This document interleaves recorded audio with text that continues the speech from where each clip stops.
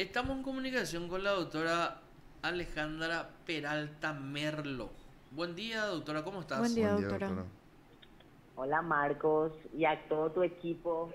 Qué gusto compartir de vuelta contigo. Igualmente, doctora.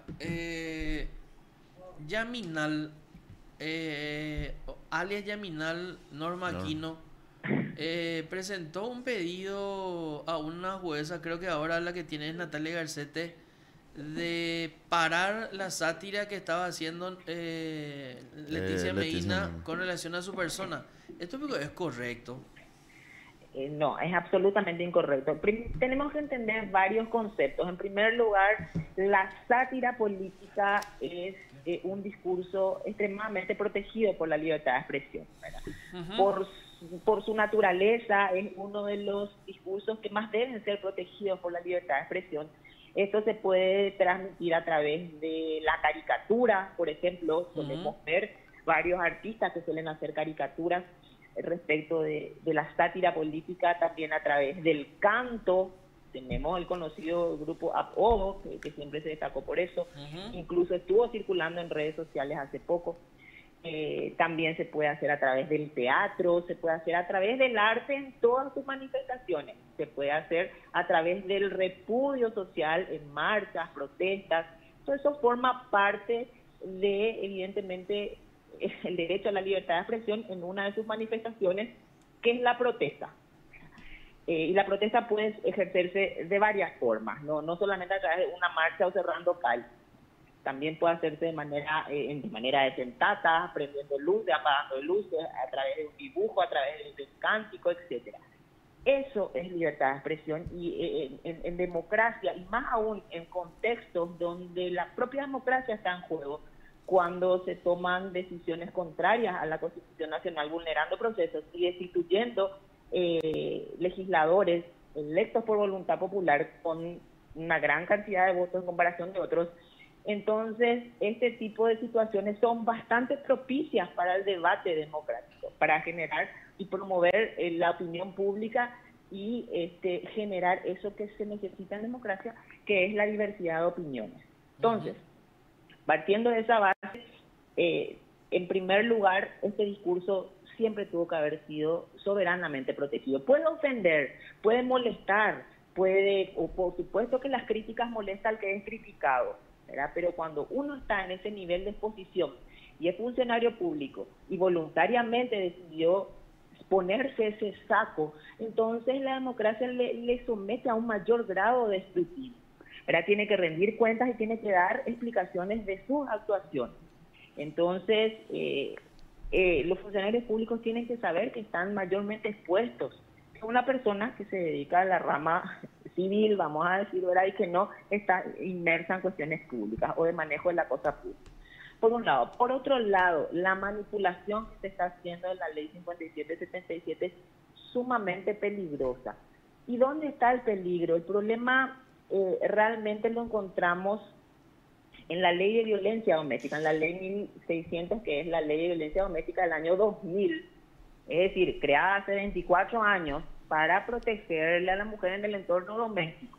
¿Por qué? Porque cuando se promulga la ley 5777 en el año 2016, necesita una ley procesal para poder aplicarla. Y allí nos remitimos a esa ley de violencia doméstica del año 2000, que entre las medidas de protección que el juez de paz puede aplicar que están en el artículo segundo, encontramos las clásicas, ¿verdad? Las que siempre solía aplicar, que era la separación o el apartamiento de la persona del agresor, o la exclusión del hogar, o que no se puede acercar por 500 metros. Esas medidas que comúnmente eran aplicadas cuando la mujer iba y denunciaba ante el juez de paz o en la comisaría local que era víctima o de violencia psicológica o de amenaza o violencia física. Pero cuando la ley 1600, la ley 5777 incluye o describe otros tipos de violencia y que lo hace a los efectos de poder tomar conciencia de otros tipos de violencia contra la mujer también, desde las instituciones públicas, desde la sociedad o desde las instituciones privadas, en las empresas privadas, remite su aplicación a esta ley de violencia doméstica, y aquí encontramos el problema cuando lo que se denuncia son expresiones que finalmente afectan a otro derecho, que es el derecho a la libertad de expresión. Porque con la libertad física, o con la libertad psicológica, o con las amenazas, básicamente no teníamos problemas con estas medidas de protección. El problema se genera cuando lo que se denuncia son expresiones. Entonces, en ese artículo segundo, en el inciso F, le da la potestad al juez diciendo que puede aplicar cualquier tipo de medida que considere oportuna el juez, dejándole o dándole, digamos, la posibilidad de que a su libre interpretación pueda imponer cualquier tipo de medida de protección. Entonces, cuando yo me voy y digo, resulta que Marco en su programa dijo que yo era corrupta, ¿verdad? Entonces me voy a través de la 5777, le pido al juez de paz, el juez de paz agarra por el artículo segundo, literal F, y dice, a partir de hoy Marcos ya no va a poder hablar más de Alejandra, decir que es corrupta ni decir nada que a ella le ofenda en su calidad de mujer. Entonces, ¿qué tenemos ahí? No tenemos una medida de protección, tenemos una censura previa, porque lo que se está prohibiendo es que vos vuelvas a decir absolutamente a mí me ofenda. Entonces allí no tenemos esa responsabilidad ulterior, que es a lo único que nos habilita la Constitución Nacional en el caso de que uno emita opiniones que finalmente afecten al honor, a la reputación de una persona, sino que se aplica la censura previa. Y esa potestad no la tienen los jueces de paz. Esa potestad de aplicar censura previa, que es una prohibición constitucional, la ley no les otorga al juez de paz a través de esa ley 1600. Doctora, entonces eso es algo que tenemos que desterrar de la cabeza de los jueces. Doctora, sí. Ahora bien, estás finiquitando ya dentro de un proceso lo que debe de ser. Yo voy más bien al derecho de fondo. Para que un juez tome algún tipo de decisión, tiene que haber un hecho concreto, ¿sí o no? Tiene que haber una acción. Sí. Una acción, un hecho que se subsuma en el tipo descrito en la norma, ¿sí o no? Sí es. Después hablamos, o sea, una vez que vos tenés subsumido ahí, empezás a hablar y de deglutir todo lo que vos estás diciendo, qué es lo que puede hacer procesalmente, etcétera, etcétera. Ahora bien, nosotros estamos leyendo violencia telemática, que es lo que denuncia la senadora Norma Yaminal. Conocida como Yaminal, dice, violencia telemática es la acción, dice. Ahí yo tengo que, ¿cómo voy a decir? ¿Qué es lo que denuncia? Es la acción por medio de la cual se difunden o publican mensajes, fotografías, audios, sería este caso, videos u otros que afecten la dignidad o la intimidad de las mujeres a través de las cuales, de las actuales tecnologías de información y comunicación. Hasta ahí, hasta parecería que se cumple. Pero vos acabas de decir algo. Aunque molesten, pero vos sos un funcionario público, pero vamos a sacar eso que vos dijiste y decir, hasta acá parece hasta que se cumple. Porque usó un audio, usa un filtro de un animal, etcétera, etcétera. Pero ¿qué pasa? La descripción del hecho en esta violencia telemática va más allá. Dice, ahí hay un conector. Promover la cosificación, sumisión o explotación de la mujer. Y eso no hay en eso que describe Yaminal. Eso por un lado, Marco, pero tenemos que entender también que cuando habla de medidas de protección, lo que el juez de paz hace es impedir que se siga difundiendo algo, es decir, aplica ya una censura previa. Y eso no se puede hacer cuando estamos hablando de la libertad de expresión. Correcto, pero entonces, el juez pues no puede aplicártelo nada si es que no se da el hecho.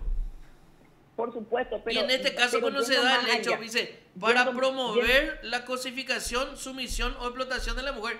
Y no se da eso. Por ejemplo, acá Juan Pessoa, que está a mi lado, él es jefe de recursos humanos acá de PDS. Está la limpiadora y está la que cocina. Él se va y le filma mientras está limpiando el inodoro y le hace un objeto, dale. Eso es cosificarla a la mujer. Eso es violencia telemática cuando él sube. Pero en este caso cuando se cumple luego el hecho. Así mismo. Y si no se cumple el hecho y Natalia Garcete ejecuta una prohibición, Natalia Garcete mañana se tiene que ir del juzgado. Así es. De hecho, cuando se trata de expresiones, Marcos, uno puede alegar que es víctima de violencia telemática, que es víctima de violencia mediática, que es víctima de lo que fuera. Pero lo tiene que hacer con las vías idóneas. Y en este caso sería una querella por difamación y calumnia. Si lo quiere hacer, y allí se va a analizar y el juez finalmente va a analizar si es o no es, si el discurso está protegido o no está protegido, si existe acción o no existe acción. Pero no lo puede hacer a través de la 5777 porque no se puede aplicar como medida de protección la prohibición de que se difunda algo, porque eso es censura previa, salvo que lo que yo estoy prohibiendo que se difunda ya esté expresamente prohibido por ley. Por ejemplo, la identidad de niños y niñas dentro de un proceso, ¿verdad? Eso está establecido en el artículo 29 del Código de la Niñez y la Adolescencia. Ya la ley expresamente... La enfermedad de alguna persona. La enfermedad de una persona, como estuvimos hablando en un programa tuyo también, ¿verdad? Entonces, poner el certificado médico con el diagnóstico de la persona. Estas son cuestiones que ya expresamente están porque afectan al interés superior del niño o al derecho a la intimidad de la persona, y ya están, digamos, protegidos por la ley expresamente. Pero cuando no es así, lo que yo estoy debatiendo, si este discurso es o no permitido, dañó o no mi honor y mi reputación, finalmente lo tengo que hacer con el fuero correcto, y en este caso la acción correcta sería una querella por difamación y calumnia, y allí finalmente se va a determinar que lo que se debate es un discurso protegido por la libertad de expresión, porque se está tratando de una sátira política, por lo tanto no puede aplicarse el derecho penal tampoco. Claro, ¿por qué yo voy al derecho de fondo? Porque a mí me parece que el caso que vos estás representando, el caso de Chena, también pasa por ahí. Nosotros discutimos se puede o no dar la protección, esto y aquello, pero en realidad yo creo que ni siquiera se construye en el derecho de fondo lo que se denunció. A eso nomás lo que voy. Así mismo. Es así como decís, Marcos, y existe lo que en derecho civil sería una falta de acción, ¿verdad? Sí, claro, una falta de acción. Es como vamos al derecho penal, se desestima. ¿Por qué? Porque no constituye hecho punible. Así mismo. Y si el juez de paz va más allá y él construye algo que no está construido, entonces se tiene que ir afuera, a la calle. Doctora, ayer tocaron lo de Chena en el jurado. Tocaron el caso de la periodista Mabel Portillo. Ese caso es aún más terrible que todo lo que escuchamos. Esa es una locura. Esa es una locura que tenemos que darle la derecha a Vargas Peña. Creo que hace 6 meses él anda plagueándose por ese tema. Este es el caso de una intendente o intendenta de no sé de dónde, del Guairá, que recibe crítica de una periodista. Recibe crítica de una periodista, presenta un pedido a la jueza de paz de la zona y le dice, ordenarle que no mencione más mi nombre. Y la jueza hizo. Y esta misma jueza, hace poco la veíamos al lado, en una foto creo, al lado de la intendenta, en una rendición de cuentas. Eso pico es posible. Es amiga de la intendenta, y es más, en ese acto de rendición de cuentas no estuvieron presentes miembros de la prensa. Evidentemente la periodista Mabel Portillo no puede estar, ¿verdad? Y tampoco tuvieron otros representantes de la prensa. Pero sí la jueza. Ella fue obligada a dejar su casa donde vivía con su padre enfermo, porque vive a menos de 100 metros de la casa de la intendenta, y la jueza le ordenó que no puede estar a menos de 500 metros de ella, por ejemplo. Pero qué loco. Es gravísimo. Pero doctora, yo vi tu tweet. Esa es la jueza, la que está parada ahí. Así mismo, esa es la jueza. Pero esta jueza ya es gravísimo. Bueno, y ese fue el caso que se tocó ayer. El senador Mario Varela es el que está impulsando esto. Realmente es bastante loable, bastante bueno que desde el jurado de enjuiciamiento se estén mirando estos casos, porque es así como decir, ¿verdad? Es un desconocimiento supino del derecho, y es no solamente del derecho procesal en este caso, sino del derecho constitucional, ¿verdad? Es una clara violación al artículo 26 de la Constitución Nacional, y ningún juez está por sobre la Constitución Nacional ni tiene la potestad de incumplir la Constitución y dictar normas o medidas inconstitucionales de esa manera y a sabiendas. Tremendo. Y también creo que la juez, que no me acuerdo su nombre, y el fiscal también, Martín Escalada, ¿verdad? fueron, Sí, así o es. sea, se va a estudiar el caso de ellos en la asesoría jurídica del GEN y después a través de un dictamen de asesoría se va a ver si se inicia una investigación preliminar o directamente un enjuiciamiento a estos señores magistrados. Ujú, es correcto. Bueno, y luego tenemos el caso de Cristian Chena y el caso del periodista Guachiré también, ¿verdad? Que había publicado justamente, publicando el caso de Chena, había también comentado acerca de una denuncia que recibió la jueza de paz del caso de Chena, que es la jueza Gloria Machuca, relatando que ella ya tenía en su contra denuncias justamente por violencia familiar, ¿verdad? Por parte de su hermana. Entonces, allí Guachiré recibe amenazas y recibe por parte de la abogada de la jueza y todo eso fue comentado, ¿verdad? Vamos a esperar que no corra la misma suerte que el señor Chena finalmente termine censurado, ¿verdad? Porque al manipular esta ley, entonces estamos todos expuestos en cualquier momento, ustedes, los trabajadores de la prensa y todos en general, a recibir la orden de un juez donde se nos cercenan derechos constitucionales.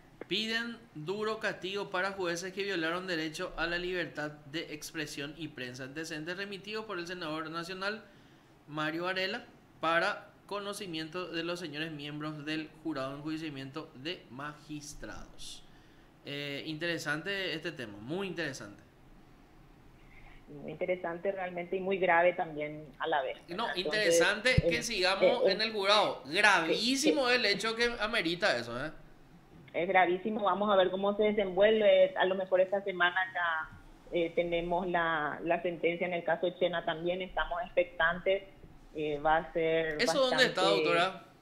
Eso está a cargo de la jueza Marina Ruiz Díaz, Luz Marina Ruiz Díaz. Está en grado de apelación. ¿Y qué es lo que apelaste ahí? Se apeló la sentencia de la primera instancia, o sea, la sentencia de la jueza de paz, la Gloria Machuca. Para recordar nomás, ¿y qué es lo que decía Gloria Machuca? Que prohíbe al señor Cristian Chena y al medio digital. Hay que entender también que no es solamente Cristian Chena como persona física, sino también es un medio de comunicación, el medio RDN, que se expresen respecto a la señora Giselle Bouquet en los términos en los que ella pueda sentirse ofendida.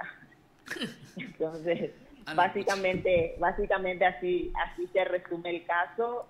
La jueza de paz incluso aumentó los estándares en materia de censura, diciendo que el repito o retuitear informaciones pasadas, aunque fueran informaciones de interés público, ya constituyen un hecho de violencia, porque en algún otro momento pasado de la historia ya se habló sobre eso, ya no tiene por qué hablarse en el futuro. Una medida cautelar genérica, absurda e ilegal. Exactamente, una obligación de no hacer, sí, de no referirse a ella por 365 días. A la pucha, qué espectáculo. Y bueno, gracias, doctora. Gracias, doctora. Un abrazo a los tres. Usted está escuchando PDS.